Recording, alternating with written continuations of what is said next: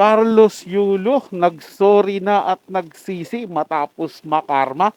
Yan po yung ating bibigyan ng komento reaksyon sa araw na ito. Pero bago po tayong magpatuloy, muli po ako maglalabing sa inyo mga tagapanood na suportahan din po ang ating bagong channel, ang Insan Ruikis Reaction, na tumatalakay po sa political issue. Ako po muli ang inyong lingkod, Tagapanood TV, at welcome back po dito sa ating YouTube channel at Facebook page. Huwag na nating patagalin to.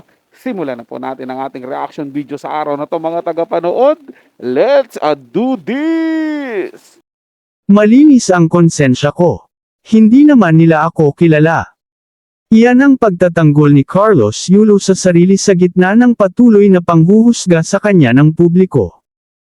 Ito'y kaugnay pa rin ng mga ginawa niyang pananabla at pangdededma sa sariling pamilya, partikular na sa kanyang inang si Angelica Yulo. Mula nang makapag-uwi ng 2 medalyang ginto mula sa 2024 Paris Olympics, ay hindi pa nakikipagkita si Kaloy sa kanyang pamilya. Ang palagi lamang nitong kasama ngayon ay ang jowang si Chloe San Jose.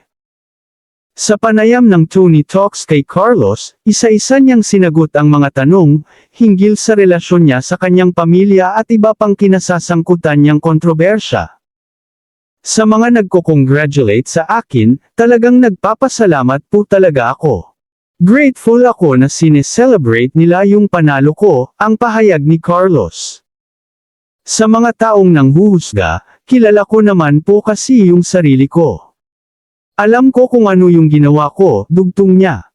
Patuloy pa niyang pagtatanggol sa sarili, malinis yung konsensya ko. Hindi naman nila ako kilala. Hindi naman nila nakita kung paano ako nag-training. So, lahat po talaga hindi ako natatamaan, hindi tumutusok at all. Alam din daw niya na wala siyang ginawang masama sa mga taong patuloy na nangnenega at nag-judge sa pagkatao niya, kaya ayaw na rin niyang patulan ang mga haters. Isa pang tanong ni Tony kay Carlos, ganito na lang ang gagawin natin para kahit papaano, magkaroon ng konting linaw. Kasi we are hearing one side of the story, but you are not sharing your side of the story, bakit? Sagot ng Pinoy Champ, personal po kasi masyado eh. Like hindi na rin po para malaman ng tao, ng buong sambayanan yung nangyari. Basta ako, alam ko po sa sarili ko, sa puso ko na napatawad ko sila, and inamin ko sa sarili ko na nagkamali ako. Ani Carlos, hinarman ako kasi mali nga naman na sagutin mo sila ng ganun, na syempre emosyonal ka na po. Gusto mo ipaglaban yung sarili mo and yung relationship nyo. Dagdag pa niya, alam ko kung ano yung mali ko, tinanggap ko yon, ipinagdasal ko yon kay Lord, humingi ako ng tawad, mahabang tugon ni Carlos. Hindi ko talaga maintindihan mga tagapanood kung paano at kung kailan nagsorry si Carlos Yulo sa magulang niya. Hindi po ba? Wala naman pong nababalita na humarap siya sa pamilya niya, na kinausap niya po ito at humingi siya ng sorry.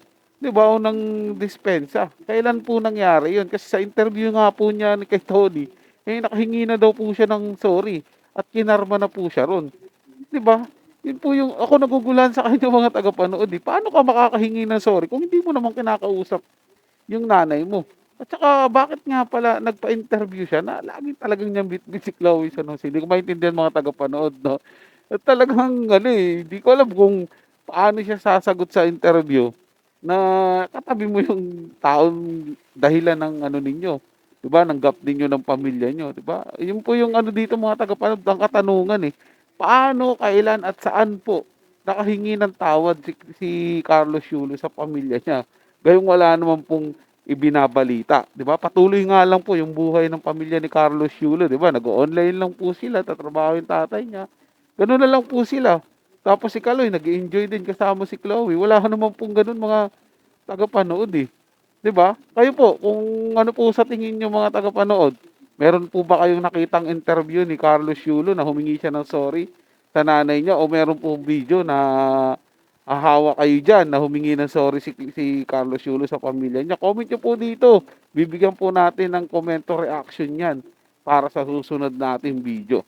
So yun lang po mga tagapanood, nagustuhan nyo po yung ating talakayan sa araw na to at kung kayo bago lang po na napadaan dito sa ating channel, huwag niyo po sanang kalimutan na mag-subscribe. Hit nyo na rin po notification bell para lagi po kayong updated sa mga bago pang video na ating ilalabas. Share, like, and comment din po kayo mga tagapanood, atin yung babasahin at pupusuan. So hanggang sa muli po, ito yung Tagapanood TV. Komento at opinion lamang, wala pong personalan. Paalam po at mabuhay po kayong lahat.